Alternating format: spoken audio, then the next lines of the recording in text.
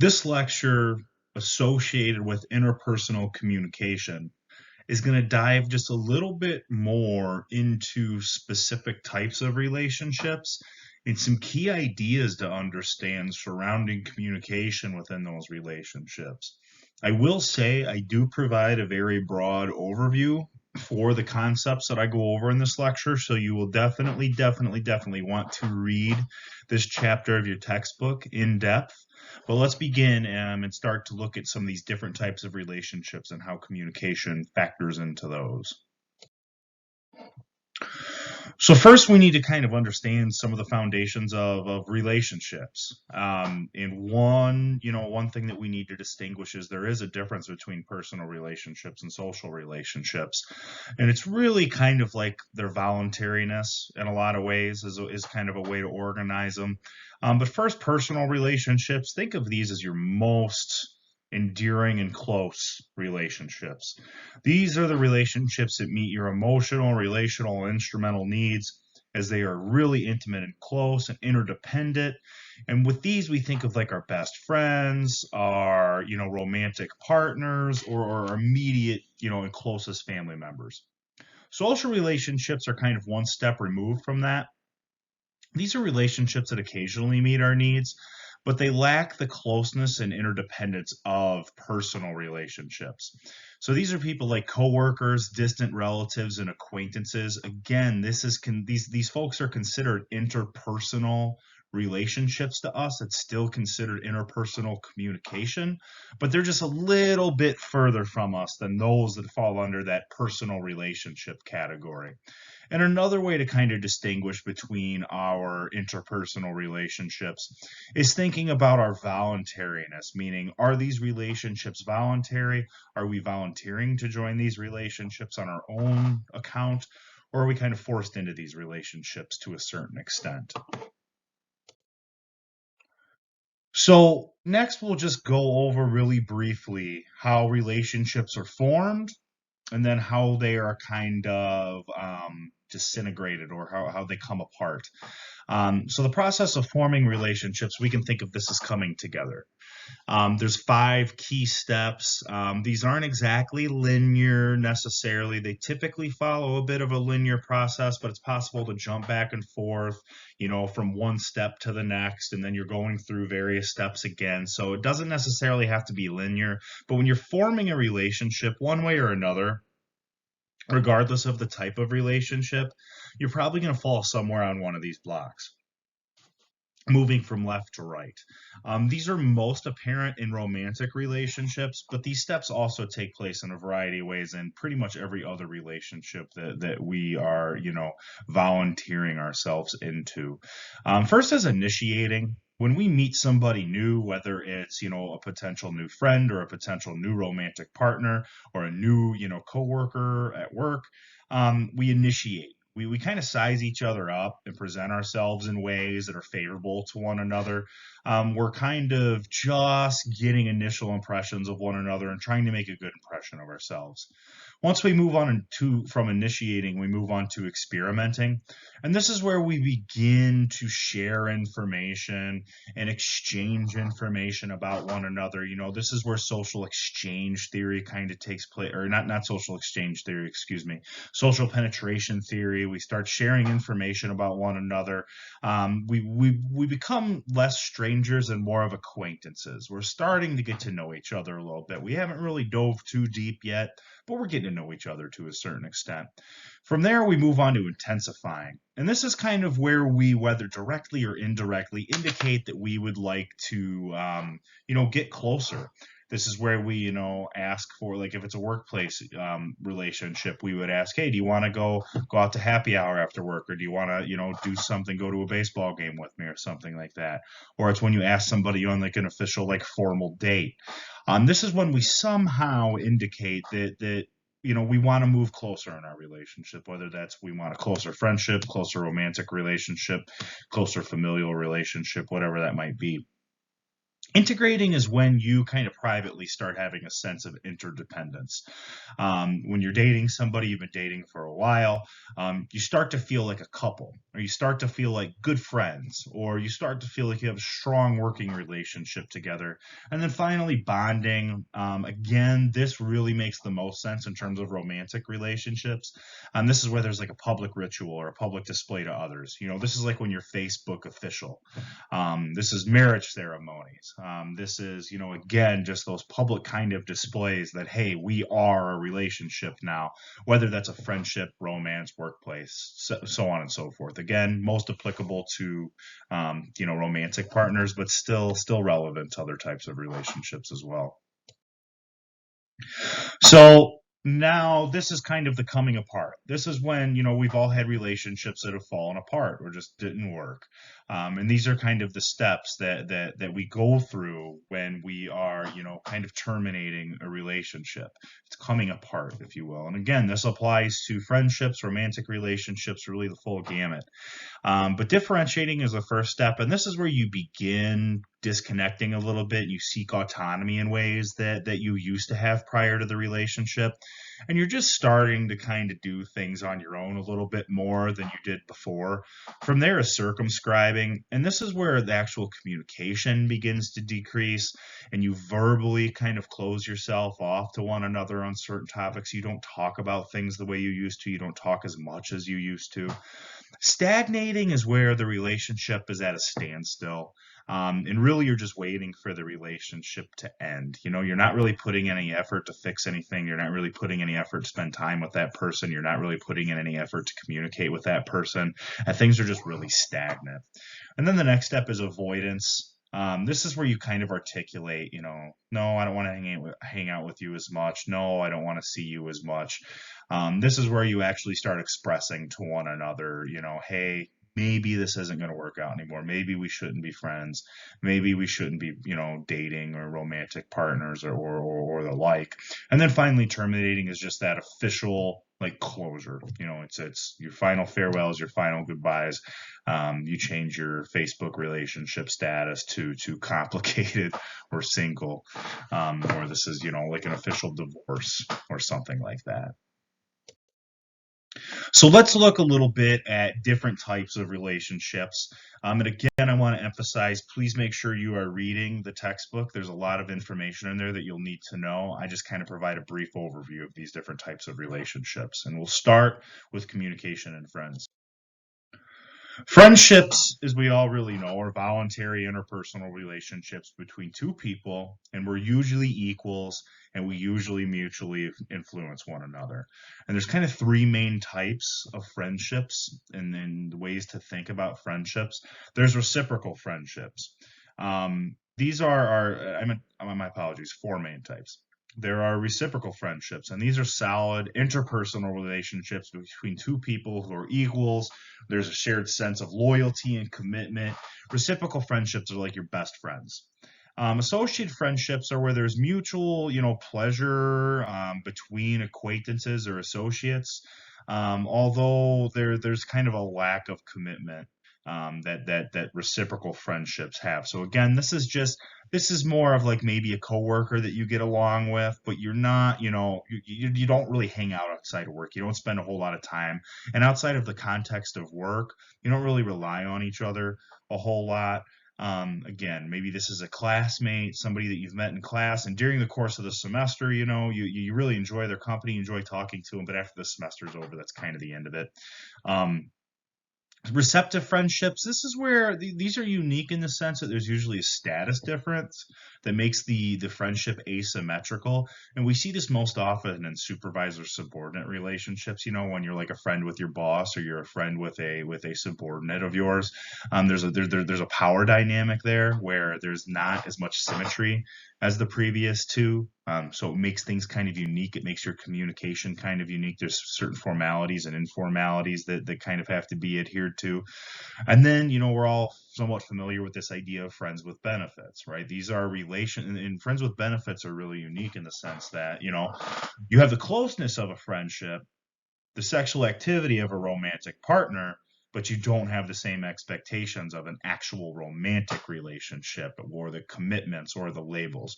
So, just some stuff to be thinking about in terms of how we can think about the types of friendships and what that might mean for communication within those types of friendships. Moving on, let's talk a little bit about communication in the family. First off, we need to think about what is family. There's a million different definitions for family, and a lot of different people ascribe to different definitions. A lot of us think of our family of origin, which refers to our relatives that are connected by blood or traditional and legal bonds, such as marriage or adoption. Really, when we're talking family of origin, we're talking about bloodlines and we're talking about legalities. It really comes down to that. Family of orientation, however, broadens this perspective a little bit. This really just refers to people who share the same household and are connected by blood or legal bonds, or those who act or live as if they are connected by either one of those things. We can call these things voluntary kinship. There might not be actual legalities, there might not be actual blood there, but you cohabit with that person, or this person just feels like a family member to you. It's fine to call those types of people family members. And again, your textbook goes into great depth on different subtypes and sub definitions of family. So make sure that you're familiarizing yourself in the textbook with those different sub definitions of family. But really, the key distinctions are there's one way to look at family strictly as, bloodlines and legal connections. And then there's kind of a more loose term in terms of, voluntary kinship, where people can identify people as family members even if there aren't blood or legal bonds. And it's not that one way is right, one way is wrong. It's that it impacts our communication and how we interact with one another based on how we view what family actually is. And one theory that's really fun to explain how communication takes place in the family is called family communication patterns. And there's really two kind of spectrums to look at that kind of coexist to create these four, types of family communication patterns. And you got to look at conversation orientation and conformity orientation.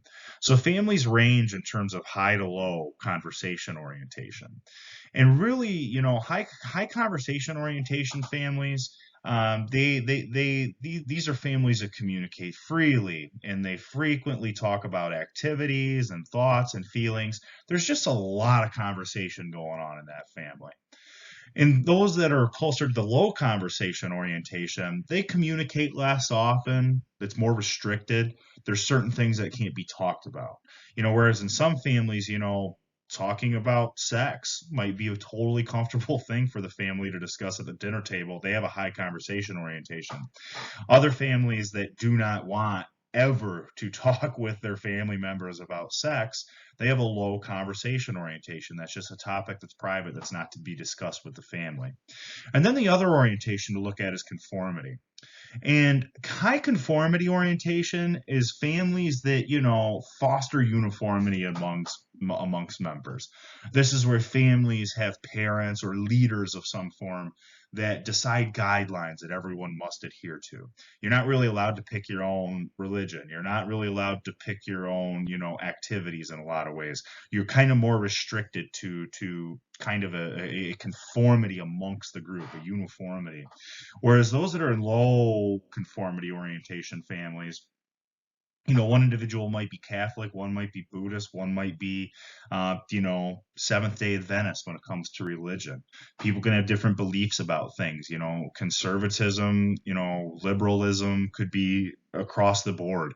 People are open up to a whole lot of variety of ideas, and they're willing to accept those differences and diversity of beliefs, attitudes, and values and behaviors without judgment, because they encourage individuality.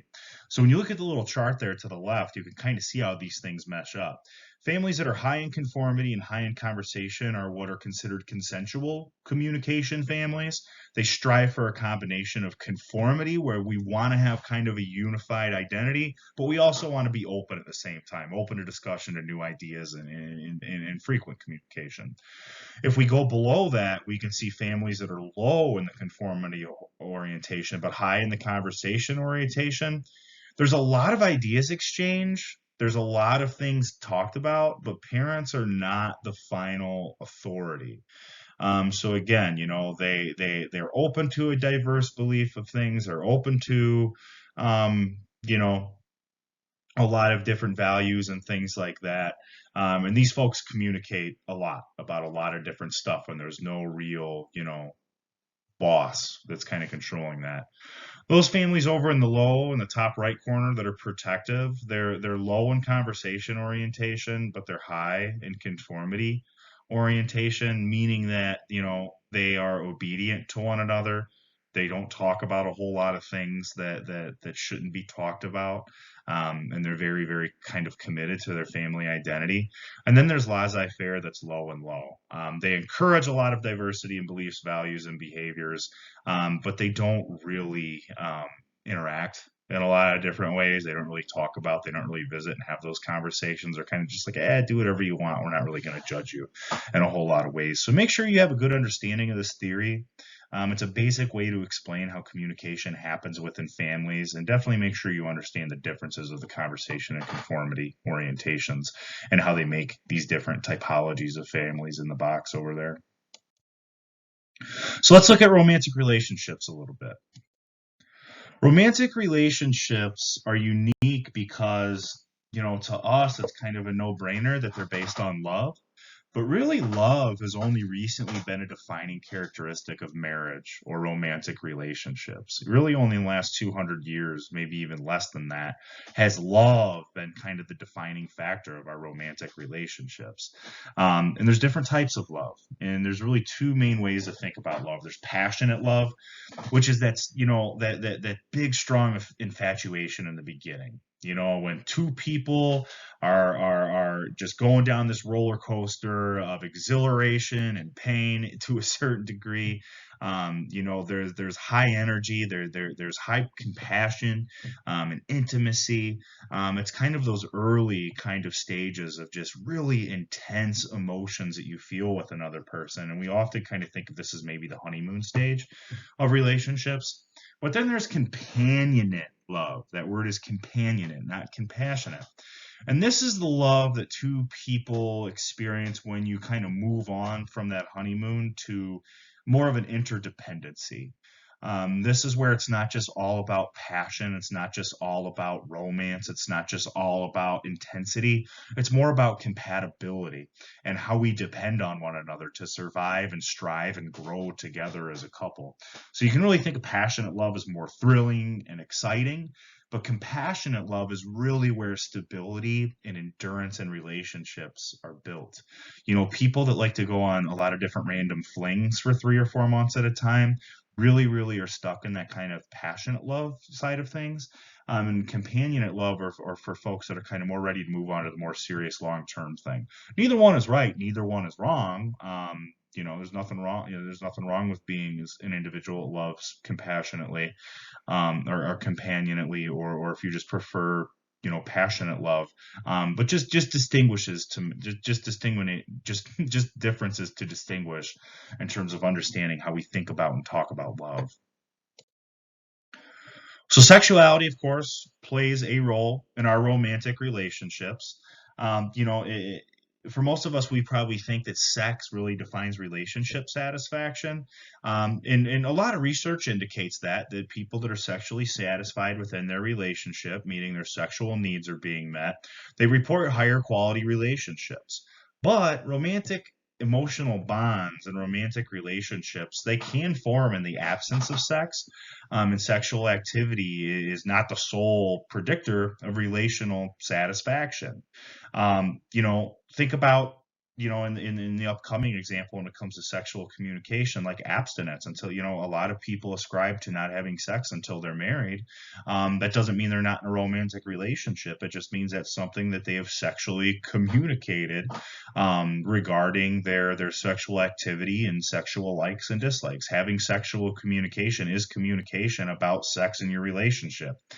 And it's maybe a bit of a taboo subject to talk about publicly, but it's important that we know that we communicate with our partners about what their likes are, what their dislikes are, what their expectations are. And sexual conflict arises when these things aren't discussed, when there's disagreement over frequency or type of sexual thoughts and activities. If we don't communicate with our partner, our expectation in terms of how frequently is sex going to take place, what are our desires, what are our likes, what are our dislikes. If we don't have these conversations, if we do not communicate about sex within our romantic relationships, we often experience sexual conflict, and it can be uncomfortable and painful within relationships. So now let's look a little bit at the workplace and the relationships that we have, the interpersonal relationships we have in the workplace. There's kind of three main types. There's supervisor and subordinate, and this is where one person has formal authority over the other. This can be based on mentorship, friendship, or romance. We know that romantic relationships between supervisor and subordinates are touchy subjects. They can exist, but you got to be careful in a lot of ways. Some companies require you to report that to HR, human resources. But also, you can have a mentor, a boss of yours that really teaches you a lot and guides you through your professional journey. Or you can just be a friend, with a supervisor or a subordinate. But you got to keep in mind there is a imbalance of power in those types of relationships. So that could affect communication and interaction in a lot of ways.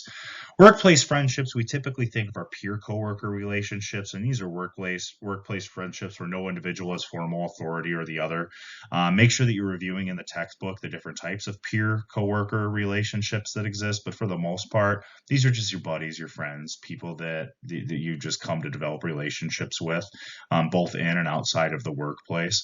But it's an interesting dynamic because, you can be friends outside of the workplace, but then there's also, more formal professional, consequences associated with being friends in the workplace. Your job productivity might impact their job productivity or their satisfaction with their work, so on and so forth. So it's something important to kind of keep in mind when developing friendships in the workplace. And then obviously workplace romances. This is when two people are emotionally or physically attracted to one another. And as I mentioned, they exist. And, there's nothing wrong with workplace romances. We just got to be aware of the context in which this is taking place and follow kind of the rules and guidance of the organization. And then finally, let's dive into some of the dark side of relationships. We typically talk about in communication studies, the good stuff about relationships or the functions of relationships, but there's a lot of dark side communication that takes place in relationships. And it's important to address those things so we understand kind of how to work our way through them if they do ever present themselves in our relationships. There's two primary things to consider when studying the dark side of relationships: the degree to which something is deemed acceptable or not by society, and the degree to which something functions productively to improve the relationship or not. So at a larger cultural level, does society accept this behavior or this communication or not? And then at a more individual relational level, is this activity being productive or not for our relationship? It's important to see that these things overlap. It's not always easy to identify something as exclusively light or exclusively dark. There might be something within your relationship that might be deemed unacceptable to society. In a lot of ways, for example, polygamy is considered unacceptable. However, in some cases, individuals find a lot of productivity by being in polygamous relationships. So it's hard to really clearly distinguish what's dark and what's light. Another thing too, we've always been told that the more we know our partner, the healthier our relationship is, right? Well, there's a lot of research out there that indicates in some cases ignorance is bliss. There might be certain pieces of information we'd rather not know about our partner. Maybe we might not want to know how many sexual partners they've had. Maybe we might not want to know, about a former drug addiction or something like that. There are topics that sometimes not being discussed does correlate to relational satisfaction. So things to think about, thinking about the society level and the relationship itself level in terms of evaluating what's considered dark, bad things in relationships. So lying. Lying is an obvious dark side thing, right? The thing is, lying isn't always bad. We all do this, right? Sometimes we lie or conceal information to protect the feelings of someone else. Sometimes if somebody asks us how they look, we might lie. We might say they look great when we think they don't actually look great. This is an altruistic kind of lie to build self-esteem in our partner. This happens the most in the initiation phase of a relationship, going back to those steps, when we're in that first getting to, kind of feeling each other out things. We often exasperate our impression that we give off. We kind of embellish things, maybe even lie or omit certain things to give off our best impression. As I already mentioned, we lie to make others feel better at times. And, is that right? Is that wrong? I don't know. But if it functions to serve the relationship in a positive way, maybe it's a good thing that we do these altruistic lies sometimes. And the closer we get in our relationship, the better we come at detecting lies. But at the same time, the closer that we become in our relationship, we might become more and more willing to put the relationship above the truth in certain instances. We might avoid certain topics or certain discussions because maybe the truth will hurt our relationship and we don't want to risk that. So, again, lying, it's an interesting topic when it comes to our relationships, although it generally has a very negative connotation. In some cases, it does scientifically relate to relational satisfaction. Talking a little bit about sexual and emotional cheating, extradiatic romantic activity is the scientific word for cheating or infidelity. And this includes sexual or emotional interaction with someone other than a primary romantic partner. Again, we can just think of this as cheating or infidelity. And sexual activity with another is kind of universally understood as cheating, but emotional infidelity is kind of more of a gray area. So again, larger universal understandings compared to more individual relationship understandings. In ERA, extradiatic romantic activity, it's most often triggered by jealousy or sexual desire or revenge. There's there's not a whole lot of positives associated with this. Some research does show that relationships grow stronger after this takes place. For the majority, it doesn't. Um, a lot of people, nearly 30% to 40%, most studies indicate that they've cheated in their current relationships or past relationships. So again, this isn't necessarily something to promote or say is good, but it's something to basically be aware of and understand, as it does take place in our romantic relationships. And then finally, anger and aggression is another dark side of our interpersonal relationships in a variety of different contexts. It's communication playing an integral role in communication with anger and aggression plays an integral role in either contributing to, preventing, or understanding interpersonal violence. It's important that if we are experiencing this, that we communicate it to others. It's important to recognize our own potential role that we're playing in creating anger and aggression, in violence in our relationships. And it's important that we understand kind of how it comes to be and how it emerges. So maybe we can either leave the relationship or fix the problem. In intimate partner violence, IPV, this is really a combination of physical, verbal, and emotional violence that occurs between two people who are in or were in a romantic relationship. And there's kind of three ways that this happens. The one that we're kind of most familiar with, the one that's in pop culture, the one that we know most about, and the one that we really strive to help people the most with, I believe, is intimate terrorism. This is where one partner uses violence to have general control over the other. Whether that's emotional violence, physical violence, verbal violence, it's all about control. This is sociopathic narcissism. These are controlling partners that just want complete control over their romantic partner.